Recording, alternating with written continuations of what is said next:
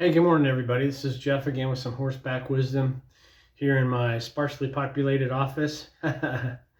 um, I wanted to talk to you real briefly about the gospel or the letter of First John. I know those of you that have studied the Bible before know that the divisions in the Bible are for our usage and edification. They weren't there originally. And the documents that comprise the biblical canon, the New Testament especially, many of them were actually letters. They were called encyclicals, which is just a fancy name for a letter that was supposed to be passed around to different groups. It would be if I wrote you a letter and I said, hey, after you read this, give it to your friends and let them read it and give it and have them give it to their friends. So that's really what First John was. And why am I talking about First John? It's such an amazing letter. And in years ago when I went to Bible college and went to seminary and did all those things, and it was kind of an accepted rule to tell people to, if they've never read the Bible before, to read the Gospel of John. And that's certainly a great idea. But over the years, I've come to really just love the letters of John because he wrote some amazing things and he really just writes very clearly. And, there's a lot of discussion about things like dating and the difference in text, the type of idioms and so forth between the revelation of Jesus Christ, which was written by John on the island of Patmos, and his letters. But we're going to ignore that stuff for right now. Anyway, so I wanted to talk a little bit about 1 John. So 1 John 1:1 says,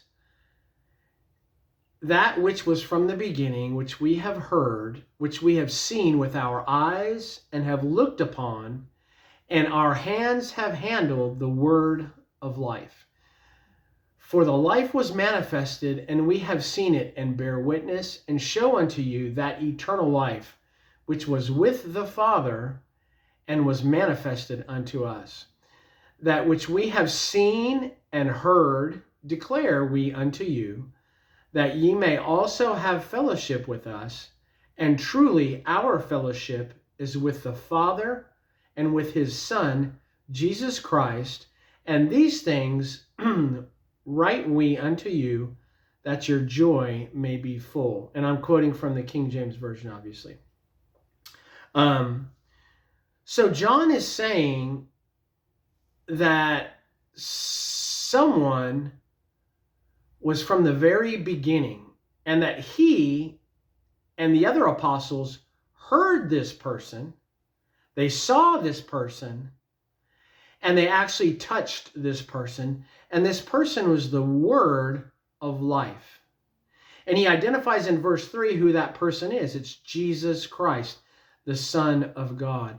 And John says, I'm writing this to declare this to you so that you may have fellowship with us. Who are the us? The us are the apostles of Jesus. And before that, he says that Jesus was manifested to them, to the apostles. And he says, truly our fellowship is with the Father, with God himself, and with his Son, Jesus Christ.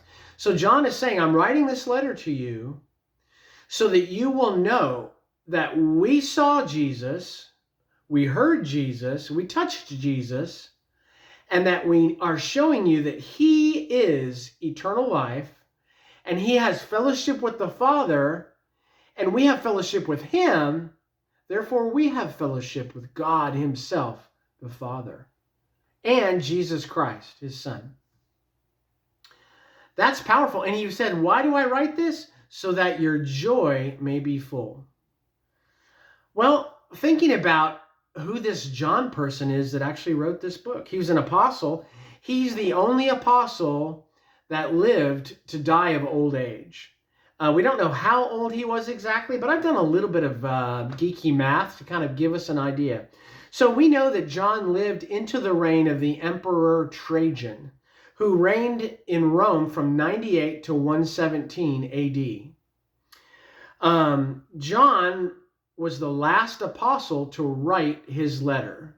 The other apostles had written things before. Many other people had written things before, Luke.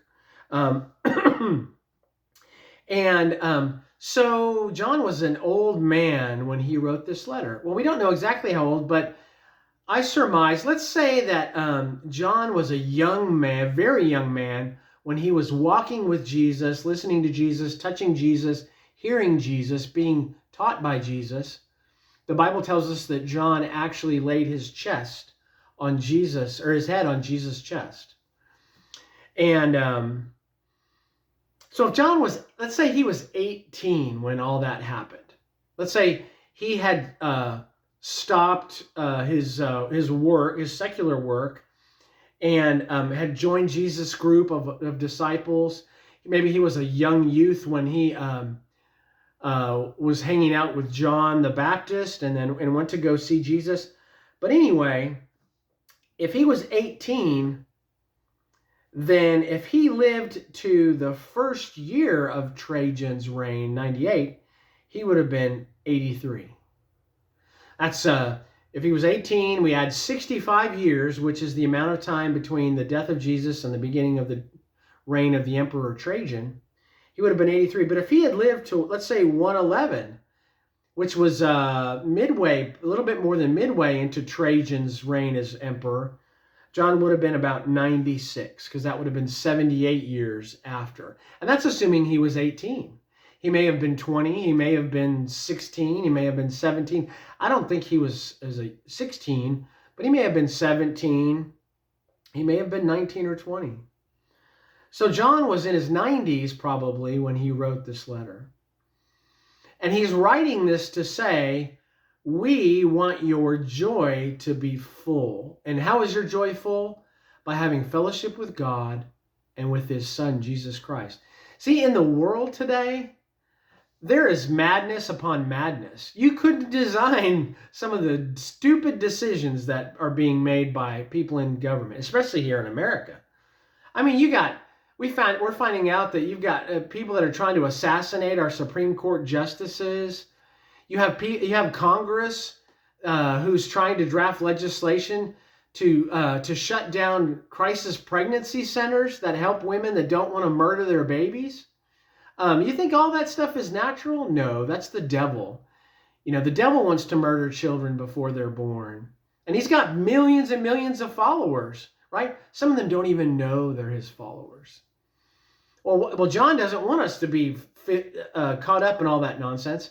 He wants our joy to be full. Why? Well, Jesus tells us in Matthew 24, so we can go and tell other people and help them to have full joy. See, the reason 100,000 people killed themselves last year in the United States alone is because they don't have any joy. The reason that opioid addiction is at an all-time high. The reason that homicide is at an all-time high. The reason that we're having domestic terrorist attacks from Democrats and from environmental activists attacking our meat plants is because they don't have joy. The Bible tells us that we don't wrestle against people. I'm not supposed to fight against other humans. My fight is with the devil, and he's already lost. So read this passage, read 1 John 1 through 3, and just pray about that and say, Lord, make my joy full and give me an overflowing joy so that I can share my love with other people. It's amazing when you do that, and you'll bless them and bless yourselves. So be blessed until next time.